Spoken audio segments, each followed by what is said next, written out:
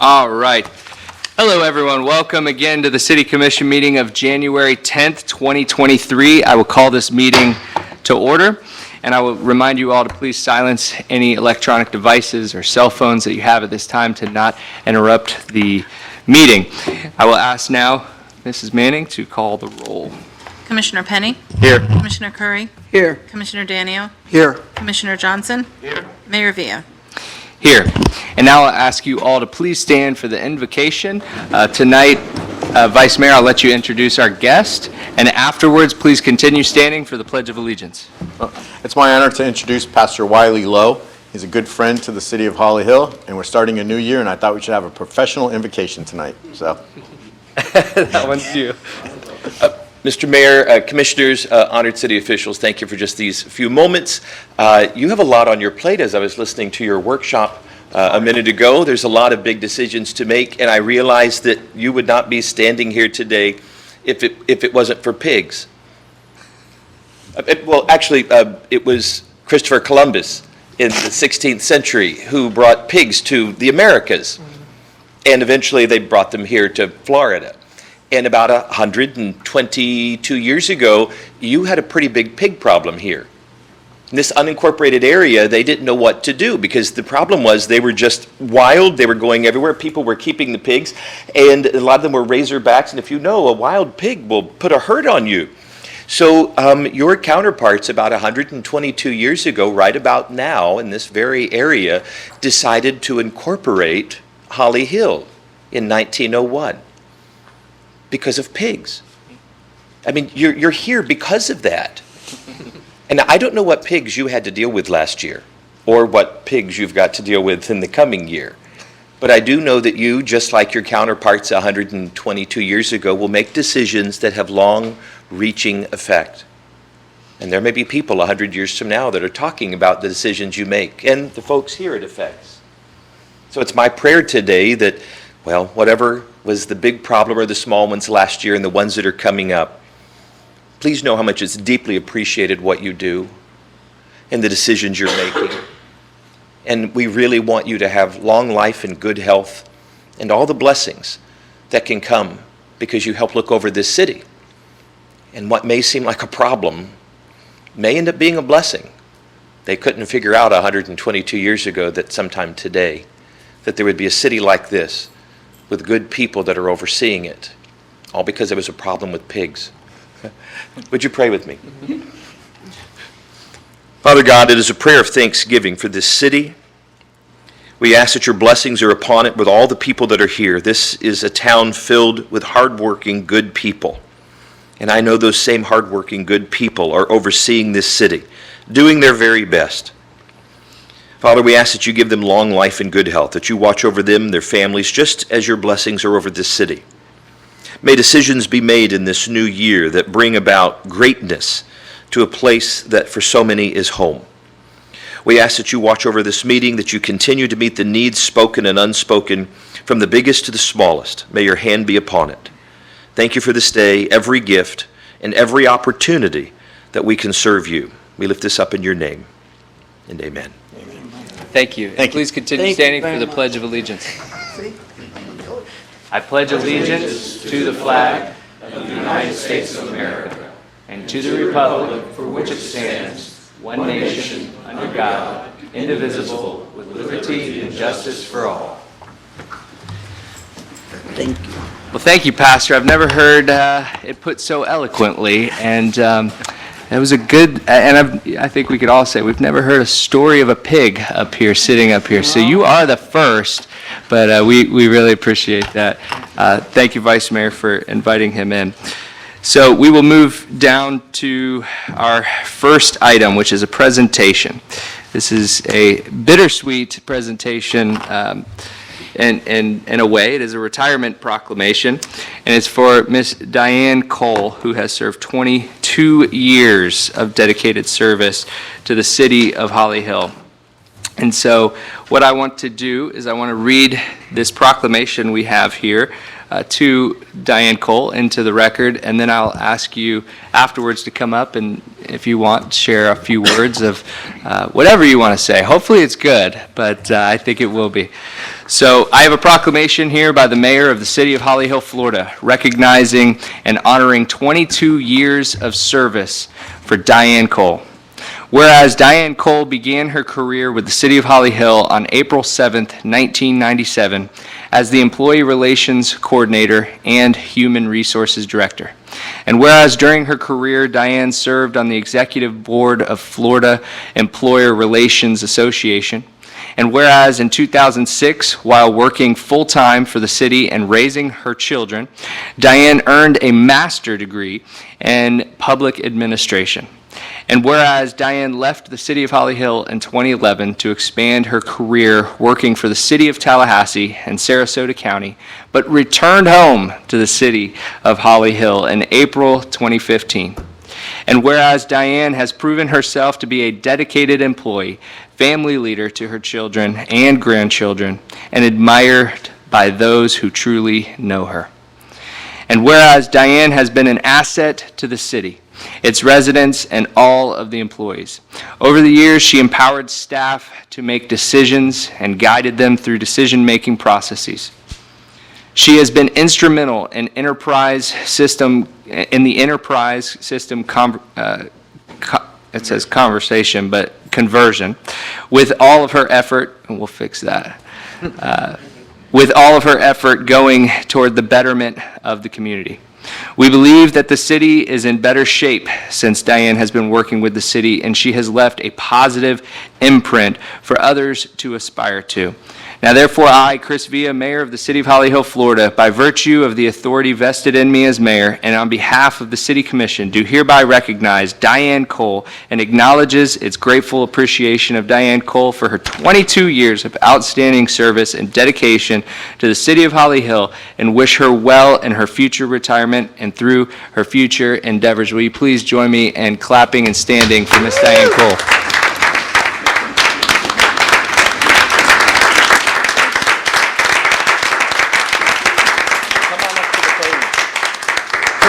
Diane, come on up. No. Diane, She's come not on coming up. up. No. She's coming up. Come on, Diane. To the podium. You've done this before. You've done this before. And we're going to come down and take a picture with you, but I just have to say, thank you. My father served with you and Yes, absolutely. way back in the Civil Service Board. That's right, and absolutely back, loved yeah. you and loved working with you. And I know I could speak on behalf of the City Commission. Thank you for everything you've done for us, all of our Thank you. employees. You have been such a wonderful asset to our community. And I'm sorry, but you have some big shoes to fill. So thank you for all of your She's done a great service. job, I must say. I appreciate it. So we're going to come down, take a picture with you, and then if you'd like to say a couple words. Okay. Actually, say them now while we come down. I just want to thank you to all of you. I've really enjoyed working with each and every one of you. And I have to say, we have a great, amazing employees here. And we are truly a family here in Holly Hill. And I do want to thank Mr. Forte for his leadership and actually giving me this opportunity to move the HR division forward. And all I can say is I will miss every single one of you. Thank you.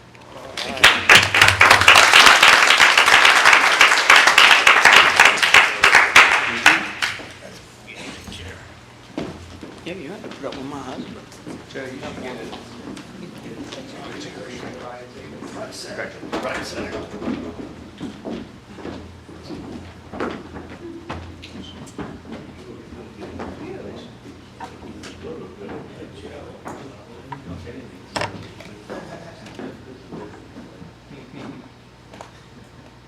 Everybody.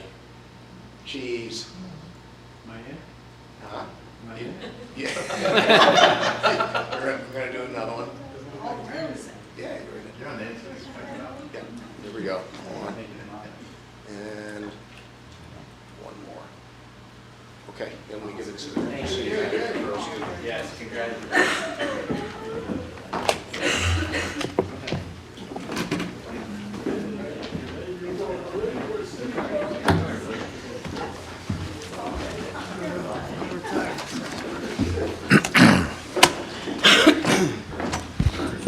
Pretty darn good, I gotta tell you. All right, thank you, and congratulations again, Diane. We're going to miss you.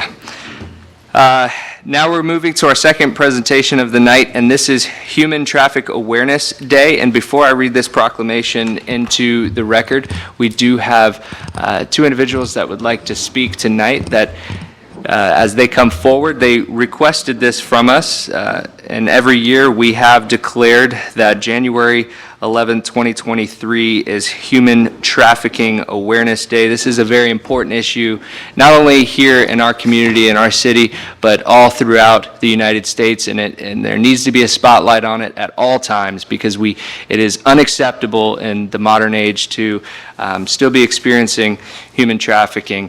And so today I will turn the podium over to you, ma'am. And please just state your name into the record and we'll write that down.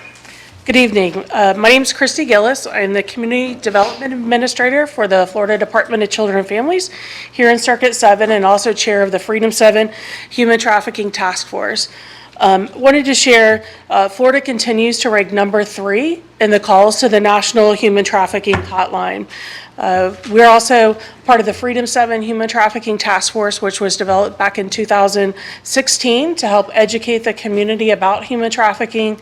It was a grassroots organization that realized it's in our community. We need to help protect our children and our vulnerable adults in our community from being trafficked. Tomorrow at the One Voice for Volusia meeting at 9 o'clock in South Daytona, there's going to be a training on internet safety that is going to be done because, again, it can happen online. It happens in our community. Also, just wanted to share the number to the National Human Trafficking Hotline, which is 888-373-7888. And then if someone suspects that a child is being trafficked, that they need to contact the abuse hotline at 1-800-96-ABUSE. If you follow our Facebook page, the Freedom 7 Human Trafficking Task Force, every day we post information about human trafficking as well as free education and awareness events that are happening not only here but also across the state. I want to thank the city of Holly Hill. You have done this for us the past few years and we appreciate your support and help raising awareness in relation to human trafficking. So thank you. Of course, thank you very much. And would you like to share anything? Absolutely. Good evening. My name is Mrs. Baxter, Arletha Baxter, and I am a foster parent with Devereaux of Florida. I've been a foster parent now for 22 years. I fostered 30 young ladies, and unfortunately, 4 of those young ladies are survivor victims of human trafficking. I would also like to, again, thank you, pretty much piggyback on what Ms. Gillis just indicated. Thank you. If you see something, if you suspect something, please say something. With the children, anyone, we start out at 1-800-96-ABUSE and let law enforcement take over from there. Again, thank you all for accepting this proclamation. Thank you. Thank you, and thank you both for everything you do. And could you read that date one more time for that training? It is tomorrow, which is the January 11th. And again, it'll be at the Pickett Center in the city of South Daytona. And then just another reminder, tomorrow actually is Wear Blue Day to help raise awareness in relation to human trafficking. Perfect, thank you. Thank you for bringing that to our attention. Well, at this time, I will read a proclamation into the record, and then I'll ask if you both would honor us with a picture presenting it to you. This is a proclamation by the Mayor of the City of Holly Hill, Florida, declaring January 11th, 2023 Human Trafficking Awareness Day. Whereas human trafficking is the recruitment, harboring, transportation, provision, or obtaining of a person for labor or services through the use of force, fraud, or coercion for the purpose of forced labor or sexual servitude. And whereas human trafficking is a $32 billion a year global criminal enterprise and is a crime as well as a civil and human rights violation, and an estimated 25 million people are currently victims of human trafficking for both sex and labor. And whereas human traffickers prey on their victims by promising a life of hope and greater opportunity while delivering only enslavement. Instead of delivering people to better lives, traffickers unjustifiably profit from the labor and toil of their victims, who they force through violence and intimidation to work in brothels in factories, on farms and fishing vessels, in private homes, and in countless industries. And whereas the city of Holly Hill, Florida is a vibrant city, home to over 12,000 residents who have the right to hope, freedom, economic security, safety, and the pursuit of happiness. And whereas this month the city does not simply reflect on this appalling reality, the city also pledges to do all it can within its power to end the horrific practice of human trafficking that plagues innocent victims, not only around the world, but in our own neighborhoods. And whereas more awareness and education is crucial to eradicating human trafficking in our communities, state, and nation, and whereas Human Trafficking Awareness Day is observed on January 11th in municipalities across the country in order to educate the public and raise awareness about human trafficking, and the city of Holly Hill has a strong commitment to social justice. Now therefore, I, Chris Villa, the mayor of the city of Holly Hill, Florida, and on behalf of the city commission, do hereby proclaim January 11th as Human Trafficking Awareness Day, and urges its residents and surrounding agencies to support efforts and take action to end human trafficking. So now I'll ask you to come down in front. Thank you. Thank you.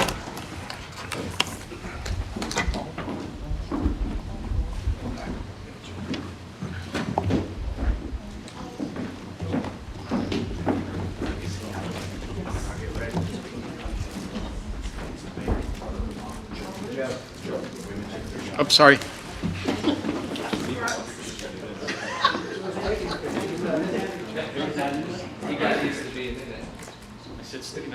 Steve used to take all the pictures. Yeah, that's true.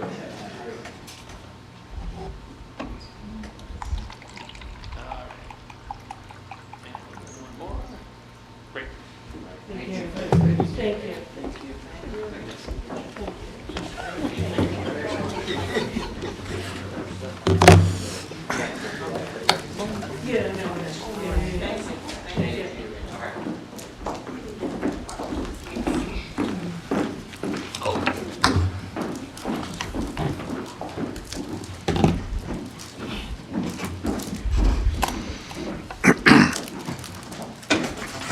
All right, thank you all. Now we will go ahead and recess the city commission meeting and convene as the CRA.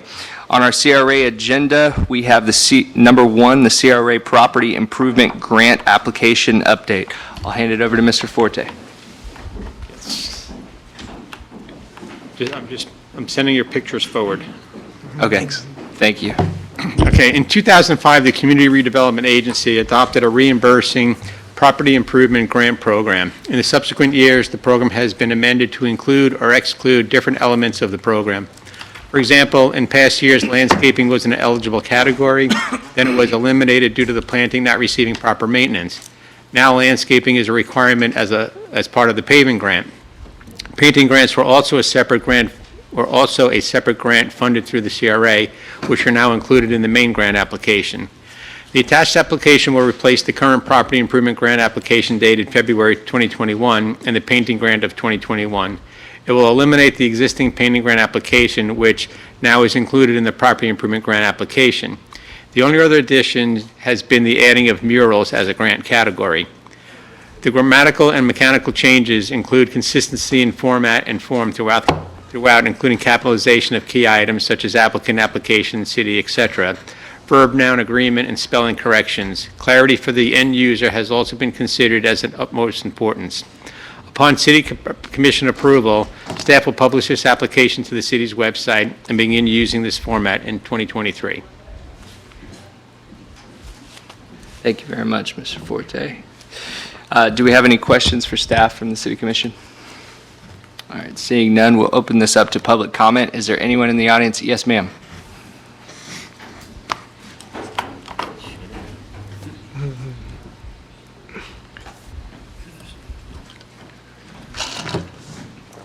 Did I misspell something?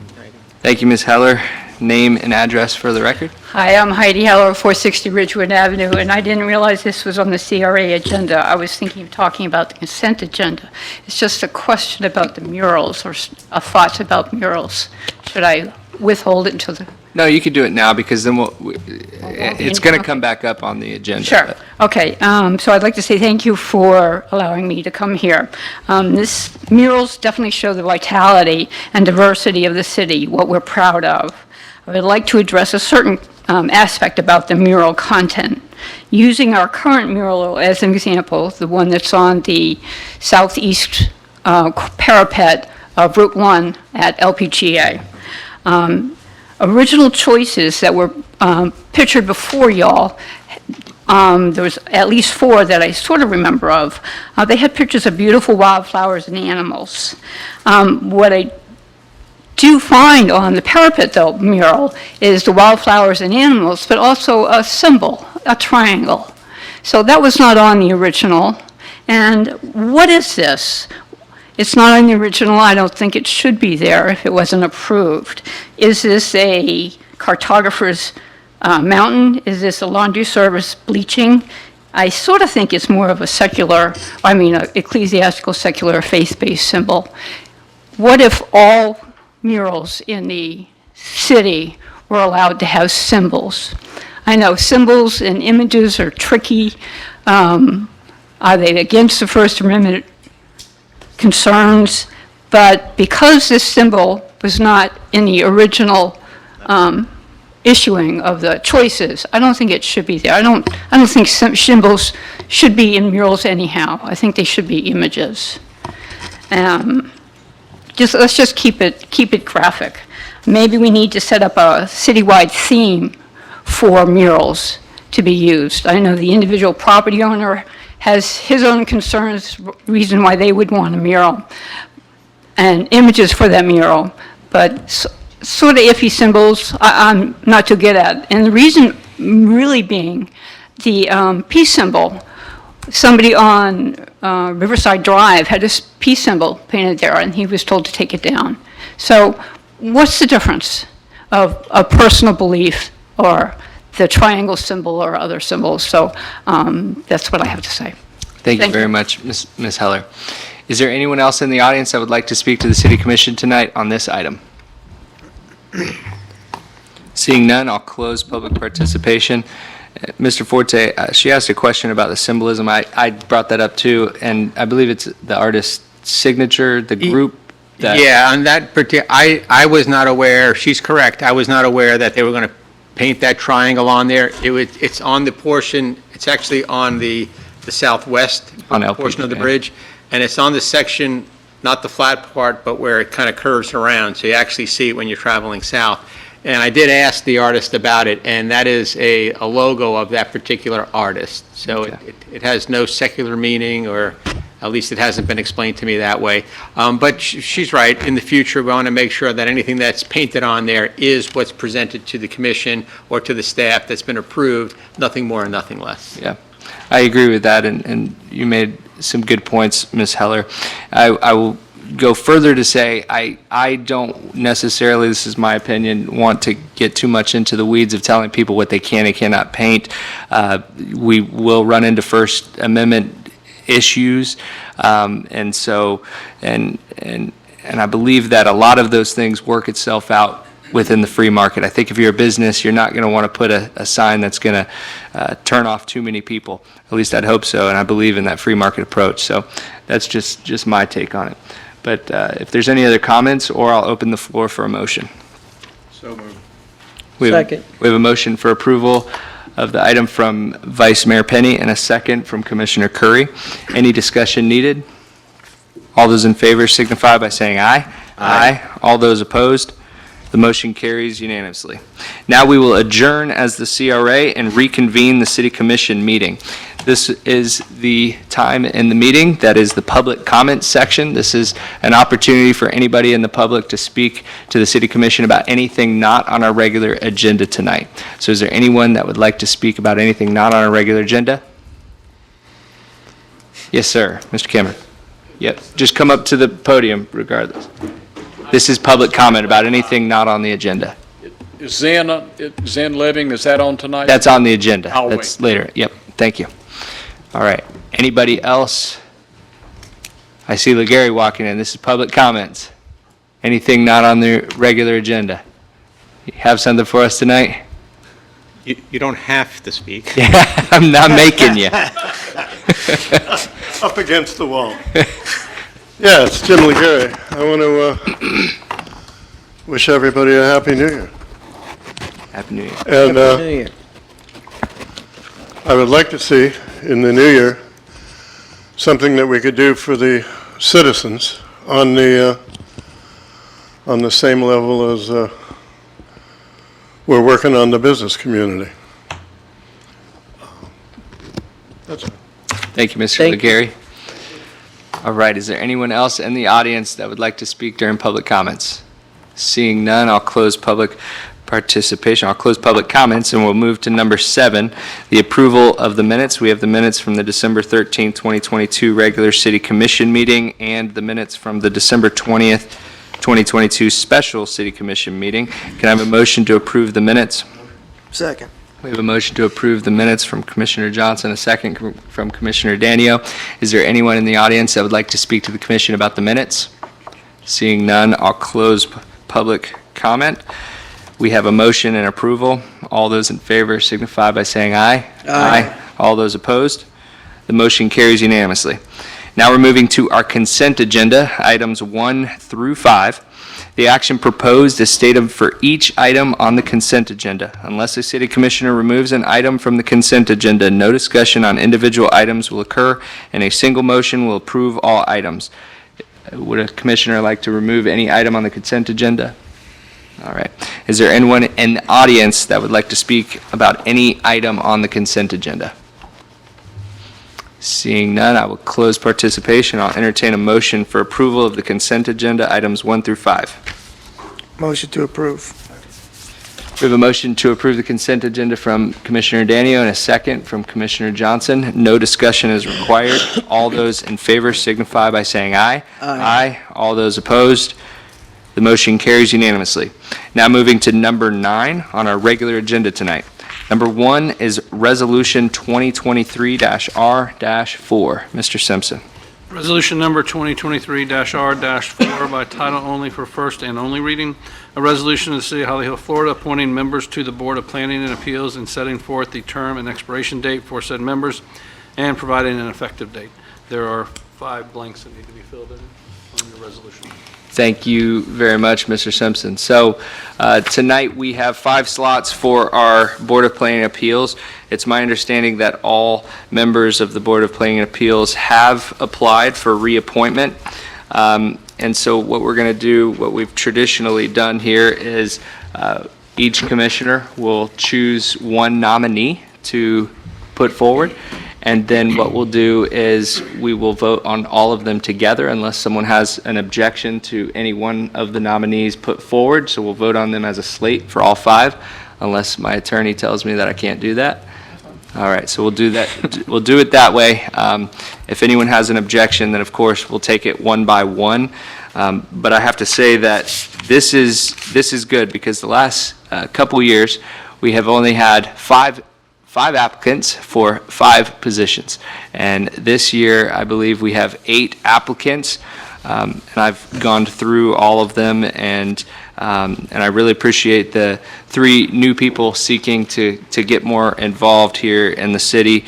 I really appreciate that. I love to see that. And you know, there's only 5 positions, but if you are interested in serving the city in other ways, we would love to have conversations on how to do that as well. So what we're going to do is we will start in no order, but I guess we'll do it just by district. So we'll start with our Vice Mayor, Mr. Penny.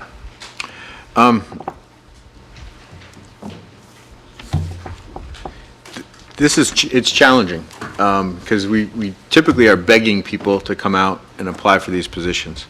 And so it's another difficult decision. It's difficult to not appoint someone that's on the board that's doing a great job volunteering and wants to be reappointed, but also disappoint someone that wants to get involved. And so going forward, this is really the only volunteer board that we have. The civil service that we talked about earlier is gone. Beautification board is gone. Maybe we need to force some rotation on these boards and put a term limit on people.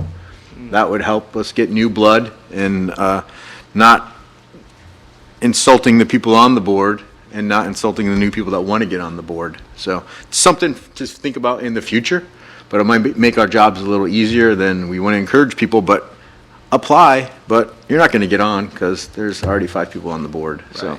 Right. So with that being said, I'm going to go ahead and make a recommendation for Dennis Smith. Okay. I'm just going to write these down as we go. All right. So we have a recommendation for Dennis Smith, and we'll hold this until we have all 5 that are slotted. And so I'm going to be in the hot seat here and going to have to choose the last one and disappoint Should have 3. gone first. Yeah, I could have done that, but I didn't want to do that to you all. So we'll go number 2, District 2, Commissioner Curry. The same. I'm happy to see people wanting to volunteer. I wish I would have received the couple of applications sooner, so that I could have maybe looked into that a little bit. I wholeheartedly agree with term limits, especially if we're going to have, new people, because before, like everybody said, it was pulling teeth to get people to volunteer. So that being said, I'll go ahead and reappoint Mr. Hanger. All right, Hanger. Thank you. Commissioner Danio. Mr. Daniel's thoughts are similar. We're saying that the guys are doing a good job, so why penalize them if they're willing to do it again? At the same time, we're pulling teeth to get people to volunteer. Now, Mr. Legary has talked many times about some kind of a board or a group to reach out or whatever. I mean, if we've got some people that are interested in getting involved, maybe we should consider some sort of a group, if they don't get on this Board of Planning, to be involved in their city. But I've stood with Mike Meyer as chairman in the past, and that would be my choice for this time as well. So. Thank you. Meyer. All right. District 4, Commissioner Johnson. Well, I totally agree. It's really a good thing that people would take their own time, especially in the evenings, especially when it gets dark early like it does now, and to come out and volunteer for the book and do the things and go through the controversy of it, but when I first got in, I'm pretty sure when I come back as Tony Casada. I've been President Tony for a long, long time, and I think he makes great decisions on things. He's smart in decisions. He does a lot for the city. He puts on a lot of events that other people are not willing to do. So I would agree, I would wholeheartedly agree with Tony Casada for the board of planning. Tony Casada, District 4. That's Bob Casada's brother. Yep. That's his little brother. Okay. And now it's up to me, and I as well. A few months back, we had a resignation, and I asked this commission to appoint Loretta Arthur, and so she's only a few months in. She's only had a few meetings under her belt. She wants to continue to serve, and so I'm going to have to honor that commitment to give her more time. And so my nominee will be Loretta Arthur for the Board of Planning and Appeals.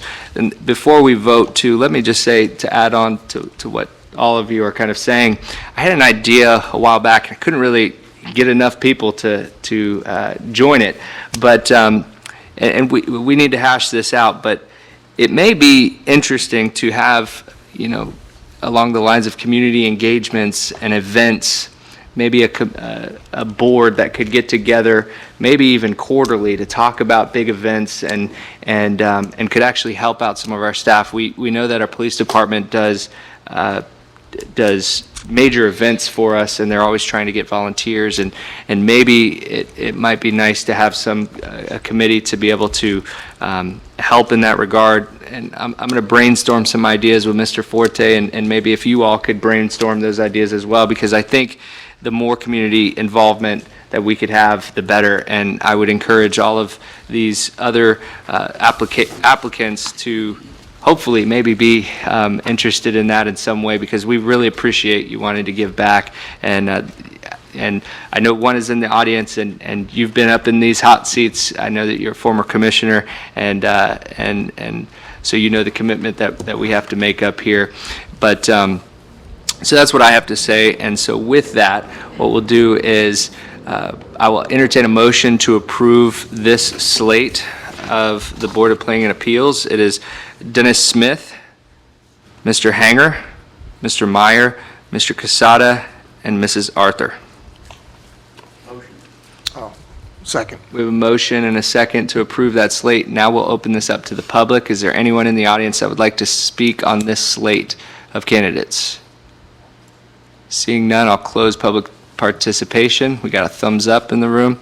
Any discussion needed? All right, all those in favor of approving this slate to be the Board of Planning and Appeals, say aye. Aye. All those opposed? The motion carries unanimously. Thank you very much. And we will now move to number 2. It's a request for a lien reduction at 322 Ridgewood Avenue. Mr. Forte.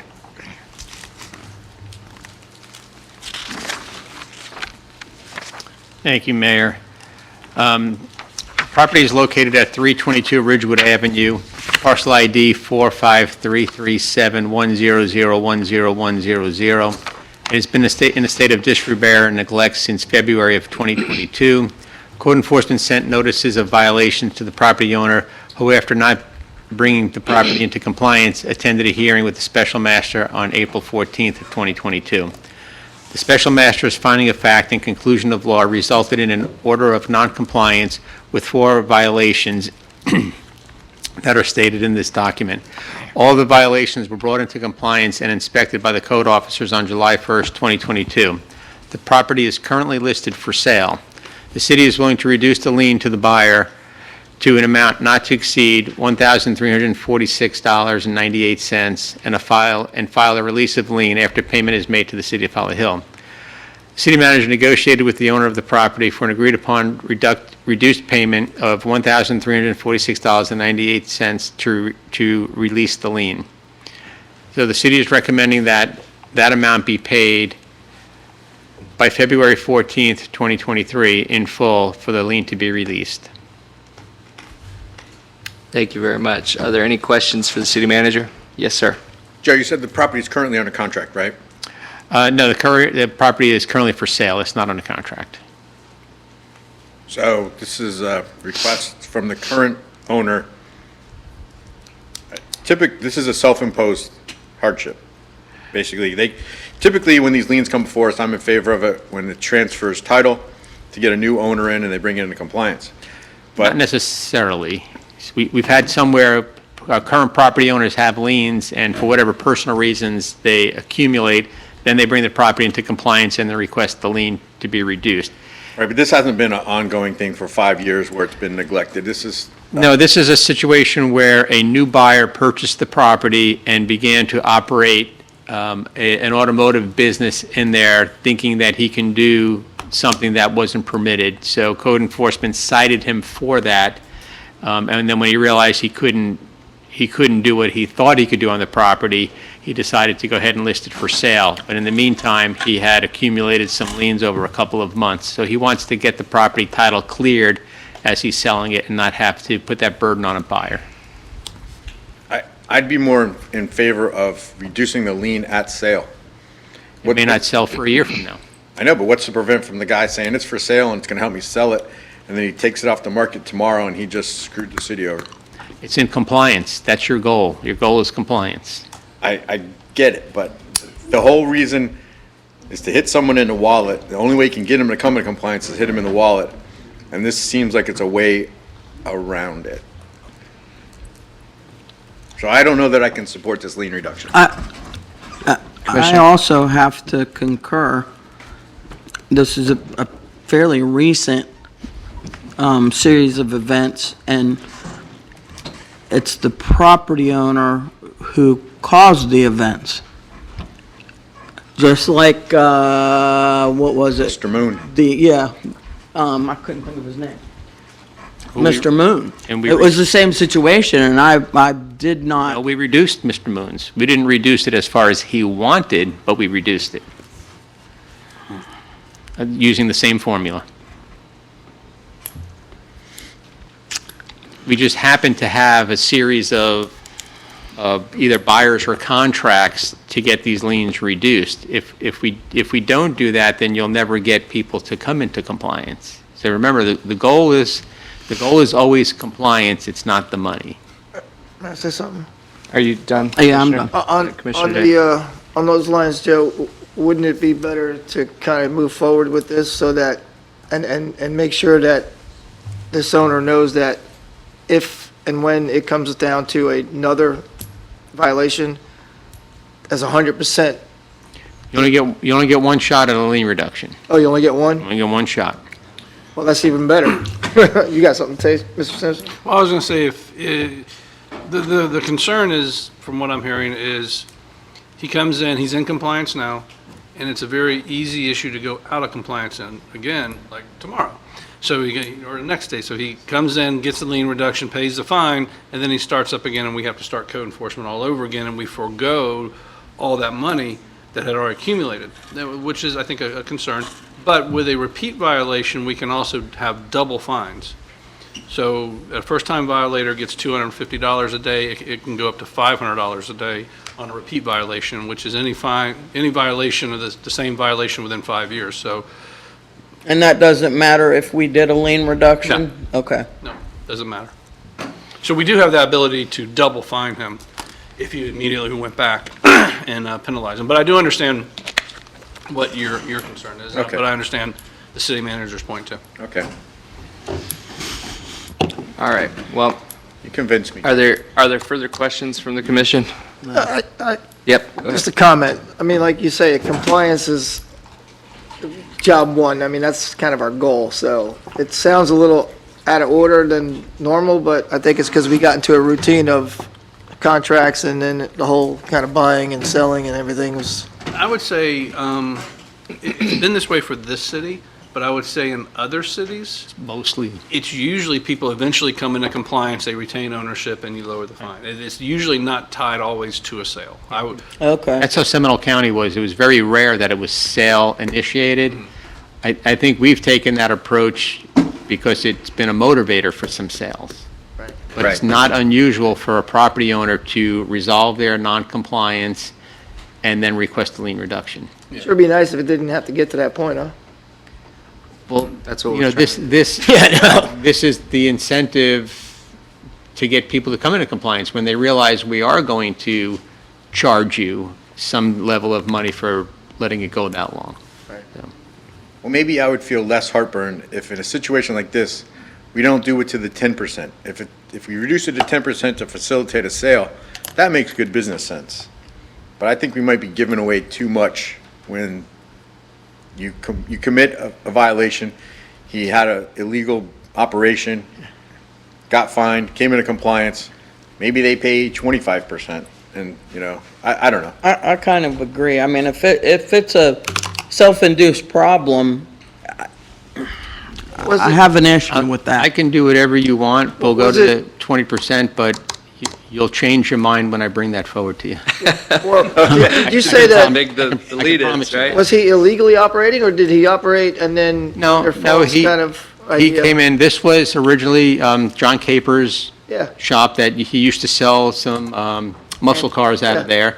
And then it was leased to Tony's Chop Shop, and Tony sold motorcycles. He did some finish work in there, but he didn't do repair work.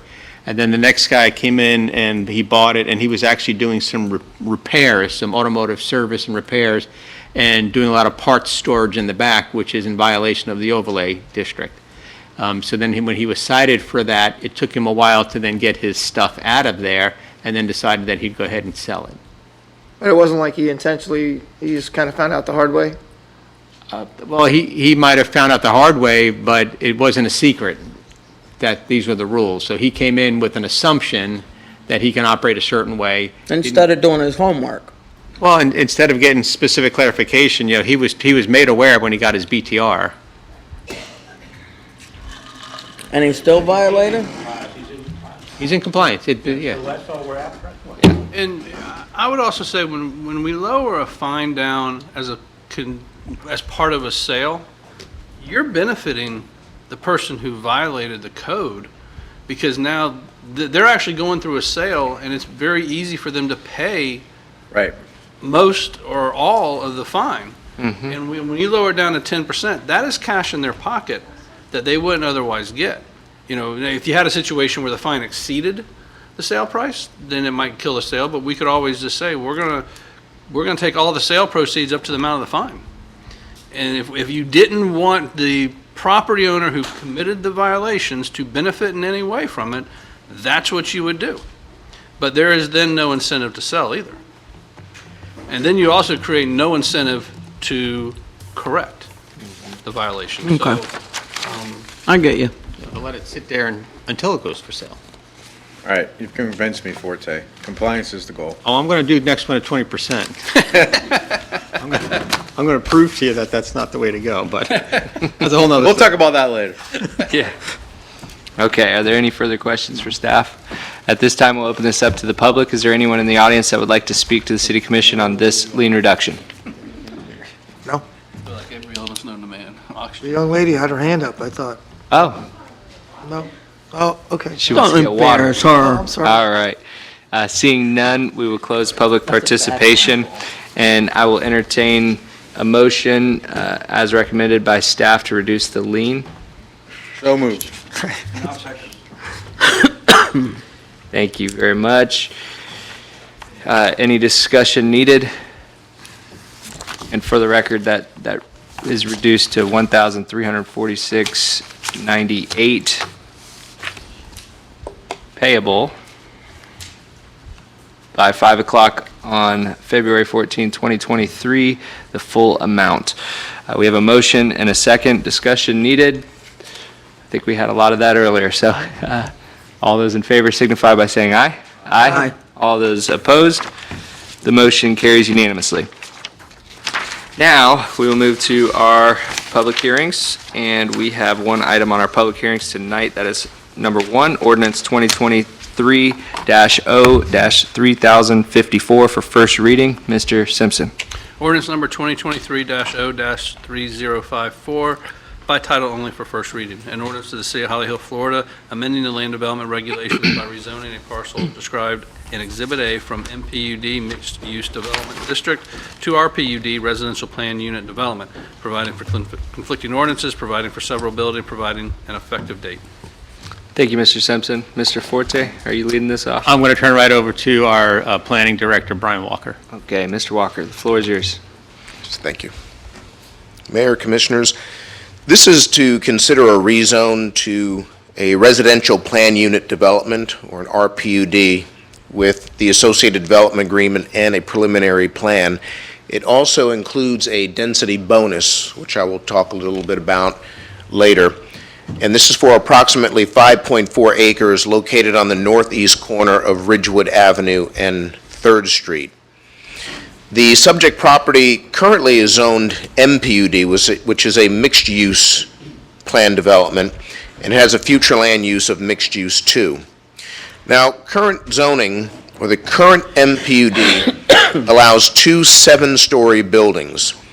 And these 7-story buildings are set to contain 172 age-restricted affordable housing units, and there would be some limited commercial activity. But this particular development, this particular MPUD has never moved forward, so the property is vacant. The applicant is requesting the rezone in order to develop the property as a 120-unit multifamily, non-age restricted, market-rate housing development. The base residential density permitted by the mixed-use to future land use development, or future mixed-use land use, is 20 dwelling units an acre.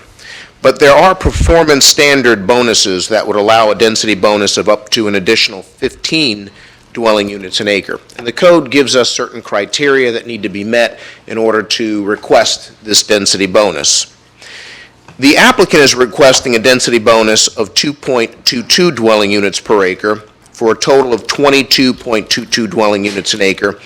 And their bonus that they are requesting is based on meeting the following criteria. One is they're consolidating multiple parcels under a unified plan of development. So this particular parcel has 4 individual parcels, and they will be consolidating these into a single development area that's going to provide for a unified approach to the design and maintenance of the property. The other criteria that they are meeting is to rehabilitate or replace functionally antiquated or dilapidated structures or incompatible uses.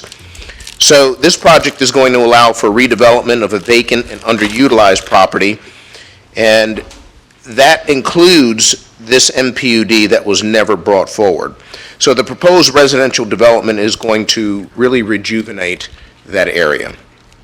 The applicant has included a formal request, which is part of your staff report. Now I'll go a little bit, very briefly, into the key differences between the existing MPUD and the proposed RPUD. The proposed RPUD differs in the sense that it is going to propose 1-bedrooms of 776.25 square feet and 2-bedroom units of 922.37 square feet, or no less than that. And the current PD requires 574 square feet. It differs with regard to the type of development. The current PD is age-restricted affordable senior housing with limited commercial. The proposed PD is non-age-restricted market rate housing. It also differs with regard to phasing. The current PUD proposes phasing, and the proposed PUD does not propose phasing. It will all be done in one set. And also with regard to the elevations, the current PD is 2 7-story buildings for 172 units, and the proposed PD is 4 3-story buildings for a total of 120 units.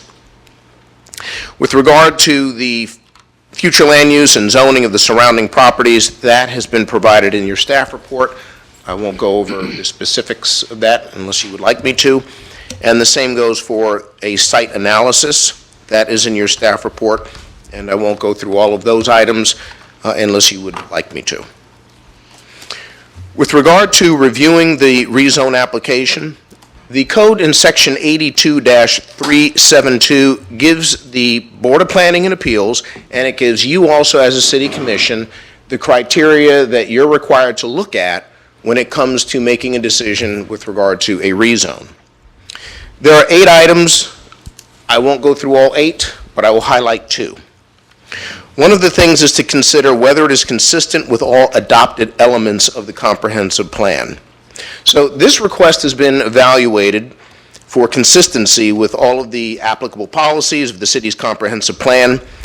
When we look at policy FLU 1.1.2, the base residential density, again, is 20 units per acre, with the density bonus allowing up to 35 dwelling units an acre. And as stated, the proposed development does request a density bonus of 2.22 units an acre, which, if granted, would be within the limits of the maximum allowed in terms of dwelling units per acre under this land use. Another item, number 4 in your list, is its impact upon any existing necessary governmental services such as schools, sewage disposal, solid waste, or transportation systems. The rezone allowing a 120-unit multifamily development is going to place usual and appropriate demands upon the city's resources, upon our water, our sewer, and our transportation systems. However, we are in a very commercial area. The applicant has received a letter of adequate capacity from the school system, and further services will be evaluated upon final engineering of the project. For example, when we talk about water, our plant is at a capacity for 2.3 million gallons per day in terms of processing. We are at 1.3 million gallons per day. So the project will be able to be serviced quite easily by our system. When it comes to sewer, we have a capacity of 3 million gallons a day. Our demand is 1.85 million gallons a day. So again, when it comes to our water, sewer, and our infrastructure, we can handle the demands. In conclusion, the rezoning request is consistent with the goals, objectives, and policies of the city's comprehensive plan and land development regulations, as well as the pattern of development in the area. I will add that you have in this particular packet a list of elevations. However, we previously had the workshop in which you as a commission chose number 4, an elevation that is presented in an email that we just received. So I will add that officially to the packet prior to your second reading, where you officially would adopt this project. Based on this, staff recommends that the City Commission adopt the ordinance enacting a rezone from MPUD Mixed-Use Development District to RPUD Residential Plan Unit Development with the associated development agreement and preliminary plan, including a density bonus for approximately 5.4 acres located on the northeast corner of Ridgewood Avenue and 3rd Street. This concludes my presentation. If you have any questions, I'll be happy to answer them. Thank you. Yes. Okay, I'll go. I have a question. Mr. Day. The school board greenlights the project? Because it's my Yes. understanding, that, and I'm not trying to say anything negative about, as far as growth in our city, but I'm under the impression that our school is like overpopulated here. And Joe and I talked about this earlier. Right. So what the developer is required to do, they send in, when it comes to concurrency, they send in an application to the school board, which is outlining what it is that they're looking to do. So they let them know, this is how many residential units we are proposing. The school board has a review process. Think of the school board, and the attorney can correct me if I'm wrong, the school board, in a sense, is like its own government. They review their internally these types of things, and then they provide a letter to the developer that the developer pays an application fee, the school board reviews it, they provide a letter, and that letter says, based on what you've presented, we are giving you a finding of adequate capacity. So with that, once that's presented to the city from the school board, or basically this another governmental unit, we accept that and move forward with regard to the project. And before we go to you, Vice Mayor, this is a quasi-judicial matter, and so I will ask if there was any ex parte communication to be disclosed at this time. For the record, seeing none. We're going to continue with questioning Vice Mayor. Sorry. Commissioner Danio, your Yeah, topic that's fine. is point on. I had a conversation with a school board member today. Just for the record, Spruce Creek High School has been over capacity for at least 40 years. It's a common theme well-known in Volusia problem. County, yeah. I think almost every school in Volusia County is over capacity. Yeah, I could, Yes, Mr. Simpson. probably a little over 20 years ago, it was part of the Volusia County Charter Review. There was an amendment done that put on the, and it got passed, it's the county council's, or Volusia County's charter now, that no residential development can go forward unless there's adequate schools, worded something to that effect. And there is an interlocal agreement between the school board, the county, and all the cities that's pretty detailed in terms of how the determination is made for adequate schools, but it lies solely with the school district. They determine what is an adequate school, and it may not be what we think is an adequate school. They determine it, though. And then they determine whether or not the school is adequate to support this additional growth. And they can take into consideration, future plans to shift zones around, shift kids around by, changing zoning districts, new schools coming online. But ultimately, that's one of the decisions that, as Brian explained how it happens, when we get that certificate that says there's adequate capacity, end of discussion. We couldn't deny it, even if we thought the school was way over capacity. It's not a decision we get to make. That lies solely with the school board. Thank you for that clarification, Mr. Simpson. Okay, Mr. Vice Mayor. Brian, is there any way, can we pull up elevation 4? I know we all agreed on it, but as I look at the site plan, the roof detail was important to the commission, and maybe the developer can tell me. Does the roof detail go all the way around the building, or is there a front and a back to those buildings, if that makes any sense? Like, is it a facade? Yeah, thank you. Please come forward. And then I'm going to ask you to state your name into the record and who you're representing or what your title is. My name is Amir Malik. I represent the developer as their engineer, Meta World Civil Consulting. We're in Port Orange, Florida. What you're seeing, that's going to go all the way around the building, what you're seeing on the top. Right, that was my question. Like, there wouldn't be, a north side has that detail and the south side is flat. That would go around the entire No, it'd be perimeter of the building. Okay, thank you. Be symmetrical. Thank you very much. And we will call up the developer if there's any additions that you want to put into the record as well. Do you have another That was it, question? that was it. Okay. I have a couple questions. Thank you for Mr. Walker. Just a couple questions. I'm curious, is this project contingent on any state funding as previous projects were at this location? No. Okay. And they are not requesting any funding from the city? No. Okay. And have you or your office received any objections from the surrounding community? I've received none personally. Nothing at all. Okay, thank you very much. That's all I have. Are there any further questions from the commission? All right, at this time, I will invite the developer up. If you would like to add anything into the record, you don't have to. If you just want to say hi, that's fine too. So it's up to you. Thank you, sir. And just state your name into the record once My name again. is Ram Penubali. I represent Kayak Real Estate Group out of Virginia. Can you spell your, I know it's Ram, what is your last name? Last name is Penubali, P as in Peter, Enubali. Thank you. She has to put everything into writing. Want to make sure it's clear. Good evening, Thank you. Commissioners, and good evening, Mr. Mayor.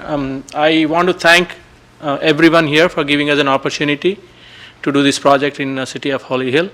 And we promise we'll definitely build a beautiful product here. Great. Which will add value to the city of Holly Hill.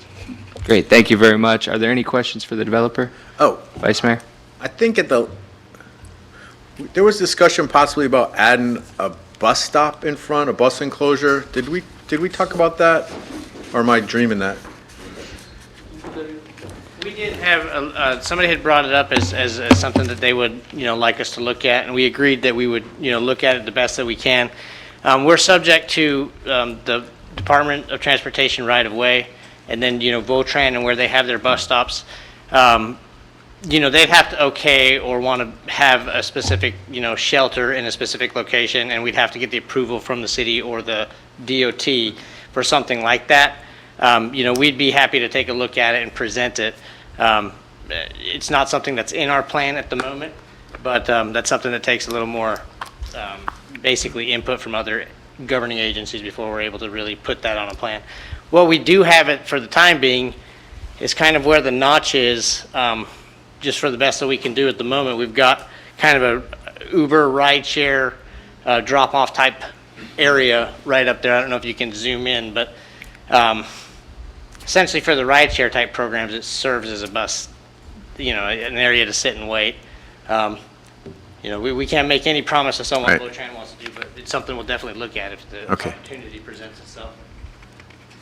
Would that ride share be only for residents or, okay, I mean, I wouldn't imagine that we'd advertise It's it to the not, public, yeah. it's kind of more of an amenity Okay. for the, it's a gated community, so. okay.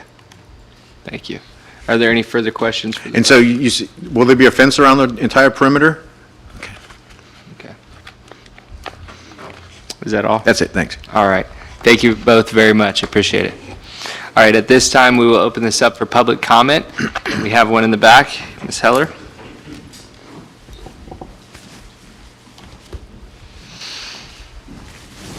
Thank you, Ms. Heller. Just state your name and address into the record again. Hi there, I am Heidi Heller, 460 Ridgewood Avenue, in the future excellent city of Holly Hill. I'd like to thank you again for being here. I'd like to thank our potential new friends, long-term friends, for setting up the opportunity we have for the apartments here.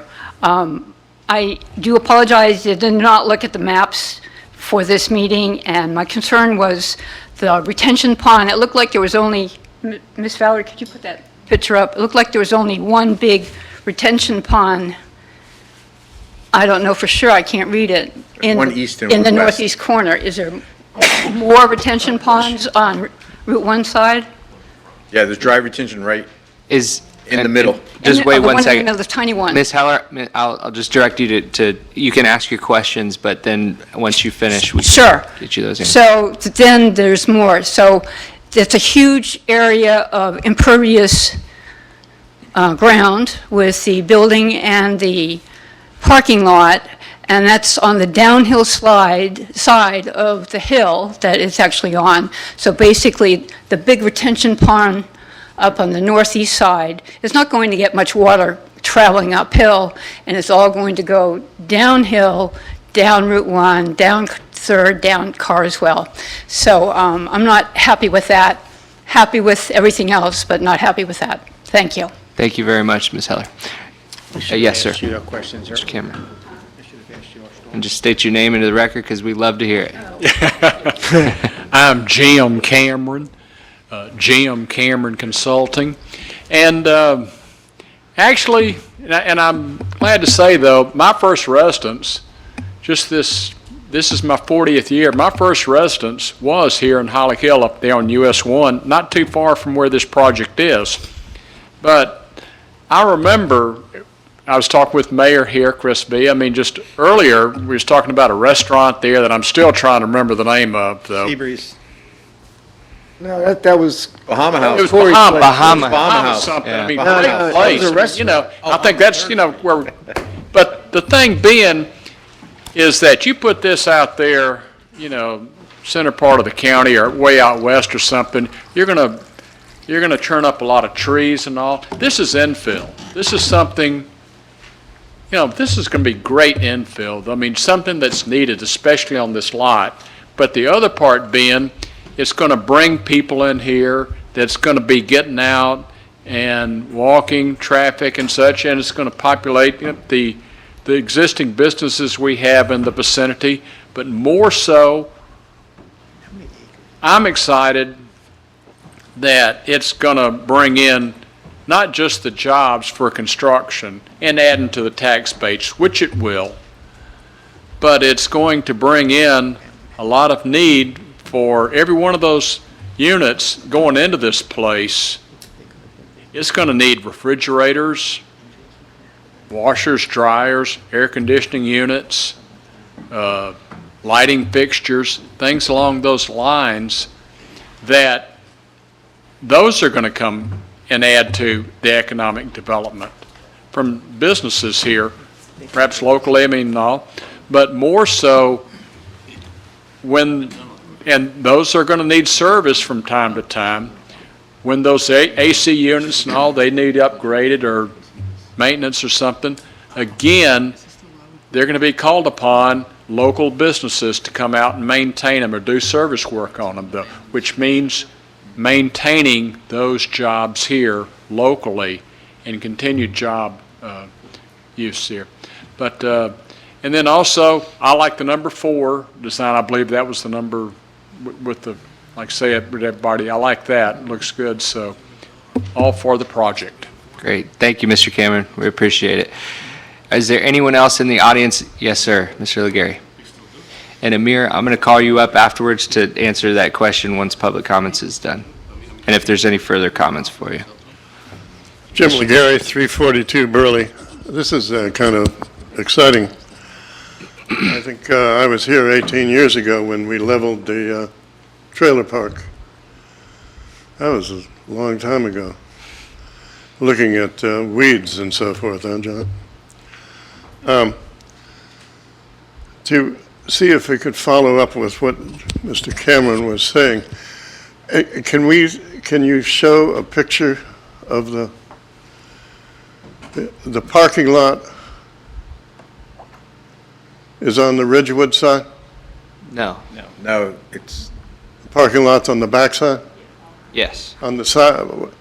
it's north, south, and east. 3rd Street's on the bottom here, and then Ridgewood is to the left. You see that? Yeah, I think I see it. Okay. And it's really nice they're not getting any money from us. All right. Thank you, Mr. Legary. Is there anyone else in the audience that would like to speak to the commission on this item tonight? Seeing none, I'll close public comment, and I'll ask for the engineer to come back up. If you could address the question, if you were you able to hear it? You bet. All right, thank you. Okay, so The floor is yours. I understand question about the ponding. Essentially, there's two ponds there that'll be interconnected by pipe under the parking lot. There's one that's smaller that you'll see in between the two smaller buildings. It's on the front end of the property. And please, I know you're addressing her, but please speak into the mic, just because we have to record it, so, thank you. So there's one that's the smaller one between the two smaller buildings on the front end of the property, and then there's the one in the back end that you've noticed. What's actually happening there is they're going to be interconnected with the pond, or with a pipe between the two ponds, and as it fills up, the control structure's on the front side, so it's going to overtop that control structure, and it goes directly into the piping system within the FDOT. So there should be no surface runoff coming anywhere. So. Great explanation. Thank you very much. Okay. Before I ask for a motion, is there any further questions? Yes, sir. Joe, can we contact DOT? I think that what I hear the developer saying is that they're in favor of some type of bus stop there. There Can we already find out if they're is, allowed? there already is a bus stop there. Okay. There's not a bus enclosure there. Okay. So, you know, to put a bus enclosure there, they would either have to, Do we run into all the ADA problems with the sidewalk and all that stuff? it would have to be built to ADA, but they would have to notch out a piece of the property that they have there where the landscaping is. And then the question is, who is that bus enclosure going to accommodate?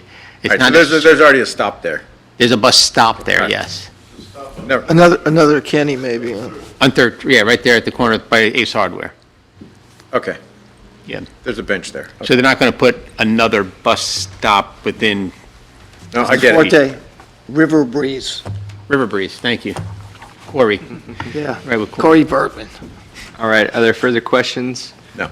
Okay, I will open the floor for a motion. I'll make a motion to approve this. Second. I'm sorry, Mayor. Oh, hold on one second. I think the motion should include elevation number 4. Okay. And we can do that just by words this time. Okay. And what we'll do for the next agenda, this will come back to you in 2 weeks, we'll actually put that elevation into the agenda package so that you're improving it in its entirety. Okay. And I didn't hear that second. It almost came out, but it didn't. So we're still on the motion maker over here. But before we move forward, Mr. Forte, is there something further? It's elevation number 4 of the email, not the the elevation email. that within the. To be direct. All right, so you make a motion for approval in our staff recommendation, and to also include in that motion in the email received of the newer elevations number 4. Is that correct? We have a motion on the floor. Is there a second? Second. We have a second from Vice Mayor Penny. And now we'll have discussion. You're the motion maker. Would you like to go first? I'm so happy to see more and more and more improvements for the city, and it really makes me happy to know it's not going to be age restricted. I don't like age restricted either way. I love to see kids coming in the community. I've spent a lot of money to make a facility for kids to play, and the more kids come, the better I like it. Love it. Thank you, Commissioner. Vice Mayor? There's more progress in our city. Thank you. All right. Commissioner Curry, do you have anything? I just welcome them and thank them for choosing our city. Ditto. Couldn't say it better myself. So thank you. Looking forward to the second reading of this, and we appreciate you working with the city on our many concerns. So thank you very much. And with that, we'll go ahead and take a vote. All those in favor signify by saying aye. Aye. All those opposed? The motion carries unanimously. Thank you. And now we'll move to communications.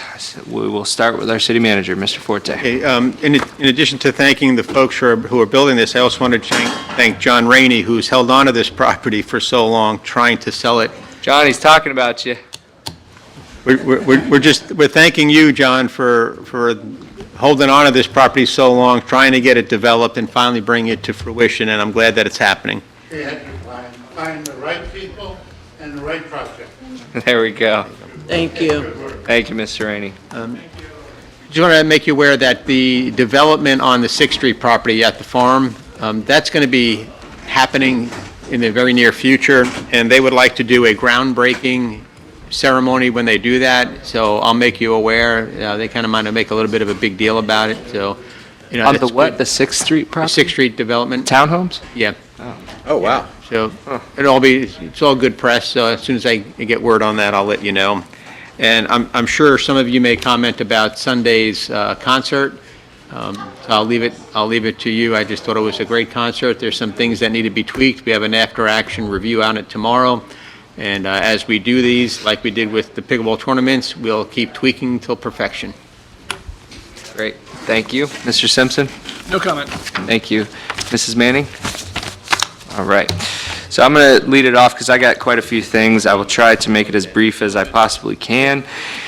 First off, Happy New Year to everybody. I'm really excited for this new year and another year with this commission. I have 2 more years to be with you all and for you to be with me. So good luck. I'm looking forward to this year. There's a lot of things coming up that I'm very, very excited about that we've been working on for many, many years, and they're finally coming to fruition. And in that same vein, I want to bring up that we have the State of the City that was recently booked for January 20th. I believe it's at 8 a.m. at Riviera. So I hope that you all can make it. I think that invite has gone out. So if there's anything you would like me to specifically include to talk about, please get with Mr. Forte. I know we can't talk about it directly, but and if it's a future matter, don't talk about future matters because I don't need to hear about that. But something that we've accomplished, already done. If you want to, let me know. I also wanted to bring up over Christmas, it was kind of a last-minute thing. The last couple of years, I've done the Mayor's Christmas Light Challenge. It's just been an informal thing, and I've gone out and done that. And so this year, instead of doing a challenge and doing a winner, what I did, and I didn't do any social media on it or anything like that. A couple people shared it, but I got about a dozen certificates made of just certificate of appreciations for people going above and beyond in certain neighborhoods for really doing that. And so, and I signed those and I went out and delivered those on Christmas Eve. So I wanted you all to be aware of that. And people really, really liked it. And I didn't want to show up with a camera or anything like that. I just wanted to let them know that they're appreciated for going above and beyond. And there were a couple neighborhoods this year that were really, really going hard at it, and the winner from last year, his whole neighborhood were all fighting to be the best, and they all said that they're going to continue that, more going to add onto that street over Indian Oaks area over there. So that was pretty neat. So I think I'm going to continue that on next year, and if any of you want to join me on that, we can do that. This year was kind of more of a last minute decision that I went out and did that. So wanted to let you know that. Also, yesterday was National Law Enforcement Day, and any and every opportunity, we have Captain Yates here, and any and every opportunity we need to be thanking our cops, your men and women that are out on the streets, that we know that we can sleep at night because you're out protecting us and you got our back and we have your back. And so I just wanted to make sure to make a point to say that, and that your officers know that we wholeheartedly support them. I also wanted to bring up that Mr. Forte and I yesterday attended the Volusia Legislative Delegation over in DeLand at City Hall, and I was asked by our lobbyists to present our asks, which I am pulling up right now. We have 3 appropriations for the city of Holly Hill. I'm really excited about this because this is the first time we're really going to the state legislature to try to claw back some of our own money here to bring it home to our city, and I know we've talked at length about that. So the 3 projects that are recommended that we follow up on, and we will have these bills filed, I think by the end of this week, is the stormwater backflow preventer. And that's a $500,000 ask with a $200,000 match. We are also requesting the fire station, and that appropriation was asked to be put in at $2.25 million with a $250,000 match, but Mr. Forte and Mr. Bell are going back and forth on the exact numbers of what we need to do, we have a bigger match that may be available to be put in there. And then the third is extending sewer service at $680,000. And right now, there's no match on that, but that has to do with, there may be money available to help people get off of septic. We don't have many streets that are fully on septic, so it's tough because it's hit or miss. It's one here, one there, but they seem to think that there could potentially... That particular one is actually the Balboa property west of 10th Oh, Street. that's that, okay. That one, but we did talk about the individual ones. Okay, then thank you for that correction. I appreciate that.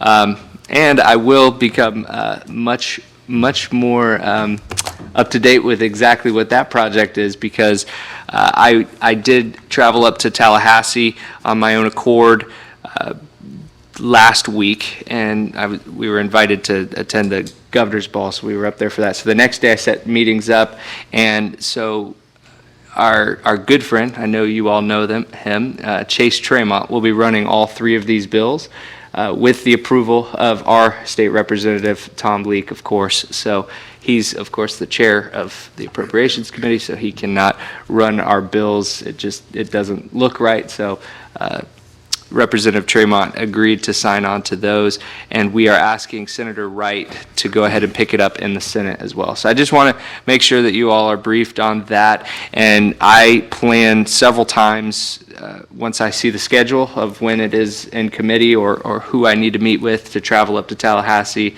to speak on behalf of these projects.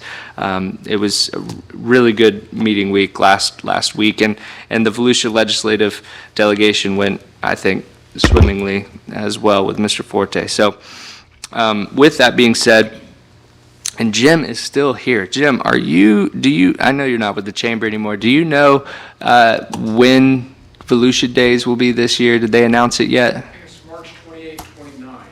March 28th, 29th. So I wanted to bring something up in this vein to this commission is typically, we have funding for Volusia Days for us to travel up during that time to Tallahassee with the Daytona Beach Chamber, and I know I've gone a couple times, I believe, since being on the commission. So when that comes out, and I'm not asking for an answer today, but can you look towards that? Because in the future, maybe even at the next meeting, I want to bring up potentially, we have funding there for Volusia Days. We don't have a line item specifically for any of us traveling up to lobby on any of our appropriations or anything that we're looking to do on that. So I would ask that, I went up on my own accord last week, but I would ask that if we're not going to use the funding that we already have for the Volusia Days, that I would be able to use that if I'm lobbying for these appropriations to travel to Tallahassee to do that. So I'm not going to ask you that now because I'm throwing it at you, but probably at the next meeting I'll officially bring it back up. So with that, the last thing on my agenda here is I really wanted to compliment, and he already left. I know a lot of your staff, Joe, worked really hard on the concert, and it was so good. And I know many of you are going to bring it up, and so I'm going to keep it really short, but I went to it expecting, American music, which I love, just Star Spangled Banner and those things, and then to hear just the full repertoire of their catalog and to go from jazz to Love Shack. Day to Love Shack it was pretty incredible, and I am actually very, very excited for this band to come back. It's going to be bigger and better. Different It's a band. different. Oh, I thought it's the same band. Same army. Oh, but it's the same. Oh, same army, different band. Okay, well, hey, if they're anything like this band, I'm gonna be there for sure. So I think they're bigger. I think there's more yeah, members. that's what I heard is much bigger. So, anyways, I'm looking forward to it, and I'm looking forward to great year. And I have to say too, we have a former commissioner from a different city in the room and now a citizen here, and I want to welcome you here. And you were welcome back anytime. I'd love to have more conversations with you, and so we could maybe use some of your experience too. That would be very, very grateful. So I just wanted to welcome you in. And thank you for putting your name out too. I really appreciate it. So with that, that's all I have tonight, and we'll move over to our Vice Mayor, Mr. Penny. Just want to thank staff. Free concert last Sunday, great. Another free concert, February 24th. Then in March, we have a jazz band from Jacksonville coming down. I think it's a trio. There's a charge for that one, but like Mr. Forte said, there's a learning curve. We're going to keep doing this till we get it right. But it was exciting to see that facility, and when you walked around imagining what it was 5 years ago and what it is now, it's a world-class, world-known facility, so it's awesome. Couple things, Mr. Mayor, the Volusia League has been sponsoring morning mayor calls, and I understand it conflicts because you're doing daddy daycare at that time, getting the kids to school. So we had a board meeting today, and it was asked if you were unavailable, if it would be okay with you if I jumped on the calls. Is that okay? Yeah. It's like Thursday mornings at 8, and I think you're running the kids to school. I don't think I missed one yet. I think you missed the last couple ones. Not the last couple. I don't know. They said there's a morning one and an afternoon one, and you missed the morning ones because you're doing kid duty. So, anyhow. Yeah, but of course. Okay. And I'll forward those emails to me. Okay. Because I think there's one this Thursday. I think it's this Thursday. And the reason for the Volusia League passed a proclamation today supporting the Florida League of Cities priorities. And they're asking that each municipality take it up for consideration so that, for example, if you were traveling to Tallahassee on your own and speaking in favor of one of the priorities, we want to protect you, that you're speaking for your entire commission and your entire community. So that, we've done it in the past. It's not a big deal. But they just want to make sure that everyone learned about that. And one of the top priorities is short-term rentals. The word on the street is that Tallahassee is going to take back even more control of short-term rentals for the cities that do have ordinances in force that are grandfathered in. We're talking about eliminating some of the grandfathers, putting code enforcement for short-term rentals at the Tallahassee level, not at the municipal level. So lots of crazy stuff coming. So, and to your point, Mr. Mayor, about travel, the Volusia League has a priority day also. So personally, if there's a line item that says travel, I think it should be used for lobbying efforts for any of us to go up there, whether it's Volusia Days, the Chamber Days, whatever it might be. And I actually think it's more impactful if you go when it's not being inundated by 800 people from a giant organization. So I think it's money more well spent. And the topic came up at our board meeting today is that many of the cities have lobbyists, and they can set the appointments for us, and then it's more impactful if we go along with the lobbyists sometimes as a constituent. So I wouldn't be opposed to it. Well, I appreciate that. Thank you. That's all I got. Thank you. Commissioner Curry? Thank you. And the 3rd Infantry Army Band was phenomenal. And again, I was expecting, and I wouldn't have complained about more patriotic type music that a military band, I would imagine, would play. And that would have been great. But I was very surprised, pleasantly surprised at some of the music they played and how well they did it. And so I'm looking forward to I believe it's the Army Field Band and Choir that's coming. So I'm looking forward to that. And I thought it was well attended for our first ever event. I thought it was very well attended. Everybody that I saw enjoyed themselves. So I think we're on to something good here. I really do. I appreciate the businesses that have come before us lately. wanting to include themselves in our city. It's awesome to see. And I don't have much more than that, but I agree also. I think traveling during Volusia Days is better to go up on your own like you're doing because you get more one-on-one time. Volusia Days, they're just set to minutes in each meeting, and I think so much just kind of passes by them because they're being asked so much and so much is being shot at them. So, and I don't have a problem. If that line item's there, by all means, you're going for the benefit of our city, so I don't have a problem with that, Mayor. Thank you, Commissioner. Well, now that we're answering that too, I'll ask you two to answer to that too. You can have the money. Mr. Daniel? The concert, was there a head count Unofficially. unofficially? Throw it at me. 250. 200 and something. 250. 50? 250, yeah. We're I was sticking to thinking, it. I said a few hundred people, yeah. I was, like you guys, I was expecting the full orchestra and the cymbals and all that, and classical or whatever, and when they started with the small teams and going off in different directions, man, I was like, whoa, but it was great. There was a lady that had an accident. I take it she's okay? From my look, she needed to get stitched up. Okay, I haven't heard back from her. okay. I haven't heard from Morgan or Morgan, have we?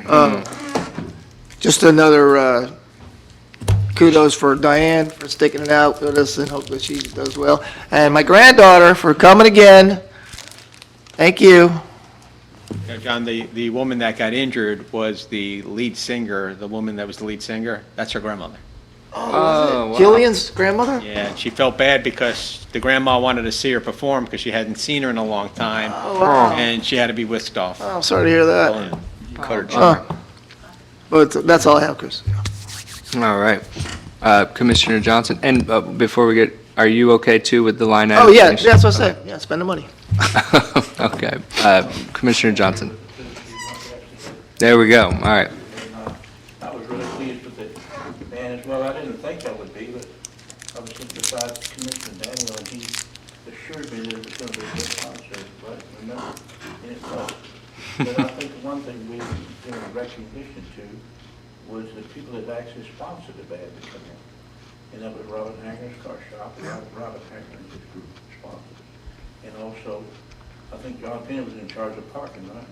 The Seabreeze Kiwanis Club was. Well, everybody told me John Penny was reporting to you. Saw you with a walkie-talkie. I had a walkie-talkie. I felt really important. Is that why you got the club seat on top up there? And I was so impressed with how, I've been so long since I was in the military, I was so impressed with how punctual they are. It takes so long to get things going and all that, and right at 3 o'clock, they said 3 o'clock, they started, right on time. At 4:31, they were done. They ended at Yeah, 9 they minutes. said. The Yeah. military, when they say a time, they mean a time. Yeah. Or you'll be penalized if you don't. So I thought it was really, really great, and there's just so many things that's going on with the city right now that just makes you proud that how it is, how good that facility came about for the pickleball, and now we can do so many concerts and other things in it as well. And that's the second phase. And then hopefully, we'll have lots of other things that's associated with it, hopefully here in the city. And then it's so good that we're going to have a vacant lot filled in here on 3rd and Ridgewood. I was so happy to see that. And then we don't want to forget, we're still doing a car wash up on Noble Road, just on the south side of Flemish. And that's going to come about hopefully pretty soon. So I like to see the vacant spots fill up, and it's doing good. And hopefully the feds don't pick up on it and think it's increased inflation and kill the stock market. Because they think every time you do something good, you're increasing inflation now. So you're going to have to be killing it. You got to come in and kill the inflation. You know what I mean? So whatever you do good, it's just so bad when they do that. We're doing good, and our sports facility is coming on really good. I mean, a lot of people compliment us on how the outside looks. A lot of that is to do with Jim Legary's company by doing the parking lot, the nice paving on the parking lot, the striping and all that. And they all did it. They did it, right, Jim? They do good work. They did good work. You noticed I wasn't good. And it was That's why it came out good. There's straight lines. Right, Jim? Sir, Contractor paid them, correct? I sure hope so. Okay, well, I haven't heard any, the police haven't been much. but it does, I mean, it really looks good, Jim. Thank you very much. It's coming good. Then people go about how good it looks on the outside. Anybody that's familiar with it says, well, you should see the inside. Because the inside is really improved. I gotta come by and see the inside soon, yeah. Hopefully, we'll have it done by the end of this month. I'm coordinating with the well driller to oversee the irrigation. I've got to put in 1,000 feet of pipe to upgrade the irrigation. And then I've got to do a lot of sod up, sod on the road. And a lot of the turf has got to be rolled in and all that. And a lot of trees and bushes got to be planted. And so far, with Brian's guidance and telling me what I have to do to get us well, it's really good that he does that. Will come around and explain to me. I go do it. So I know now what I have to do to do. So I mean, it's fine. Costs a lot of money, but I think in the long run it'll be worth it. It's going to help so many kids. You help a few kids off the street, look what you're spending. They be the parents of those kids. They go right or they go wrong. You got to look at what's really alive. Outreach and everything, and I hope someday that I will see the beginning of the widening of LPGA so that we won't have a traffic problem. I can see me breaking that. Thanks everybody, have a very good week. All right, thank you. Is there anything further for this commission to discuss? Seeing no further business, this meeting is adjourned. So do I need to know anything about what you all were talking about at the workshop?